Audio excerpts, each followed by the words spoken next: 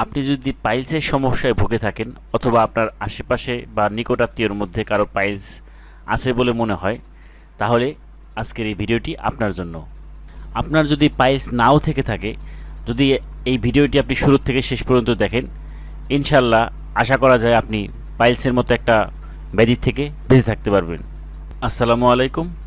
Harun homeo হলের পক্ষ থেকে আরও একটি নতুন ভিডিও নিয়ে আপনাদের সামনে হাজির হলাম। আশা করি পৃথিবীর যে প্রান্ত থেকে আমাদের এই ভিডিওটি আপনারা দেখতেছেন সবাই ভালো আছেন, সুস্থ আছেন। আমিও ভালো আছি, আলহামদুলিল্লাহ।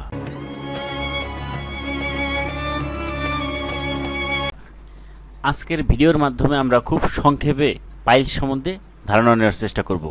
পাইলস বলতে আমরা আসলে কি বুঝি? এক কথায় বলতে গেলে পায়খানার রাস্তা দিয়ে যখন রক্ত যায় তখন আমরা এটাকে পাইলস ধরে নিই। এটা মূলত পায়খানার রাস্তার একটু উপরের দিকে রক্তনালী ফুলে এই সমস্যাটা তৈরি হয়।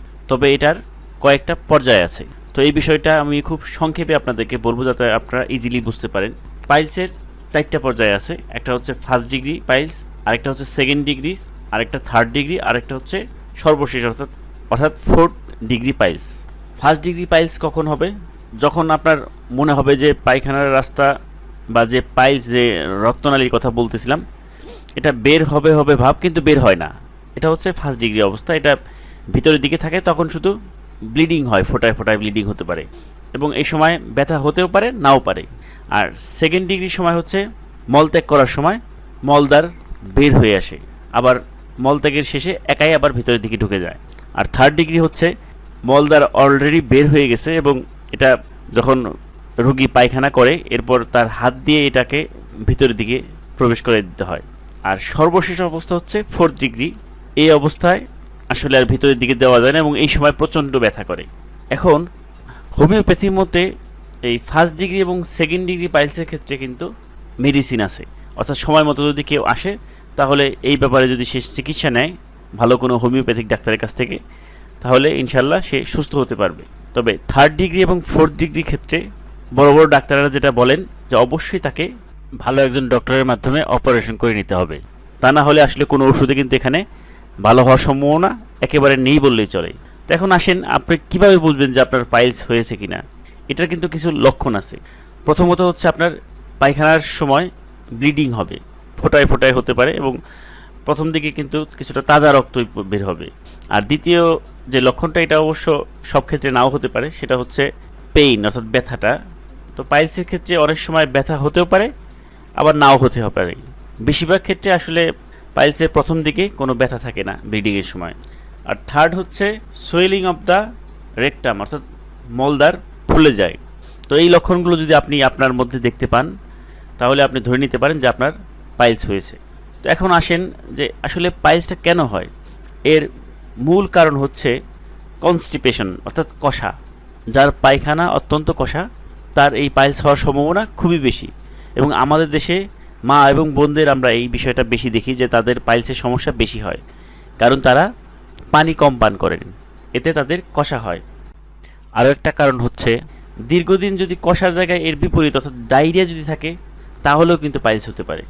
এছাড়া যারা মূলত অলস জীবনযাপন করে থাকেন, অর্থাৎ যাদের মানে এক্সারসাইজ করার অভ্যাস খুব কম, তাদের পাইলস হওয়ার একটা সম্ভাবনা থাকে।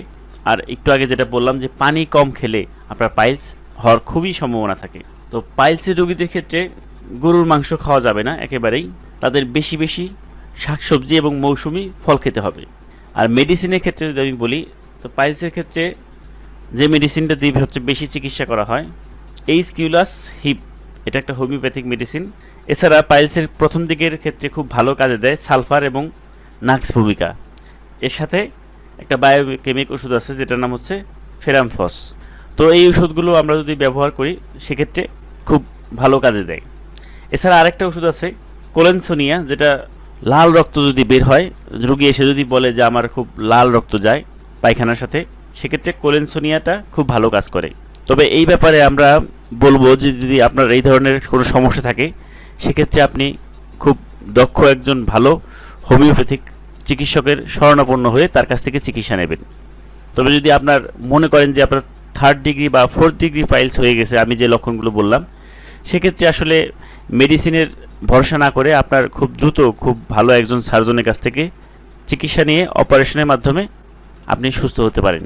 তো পরবর্তীতে পাইলসের কাছাকাছি আরেকটা বিষয় আছে, যেটা হচ্ছে অ্যানাল ফিশার বা মলদ্বার ফেটে যাওয়া। এই সমস্যা নিয়ে আমি পরবর্তী ভিডিওতে কথা বলবো।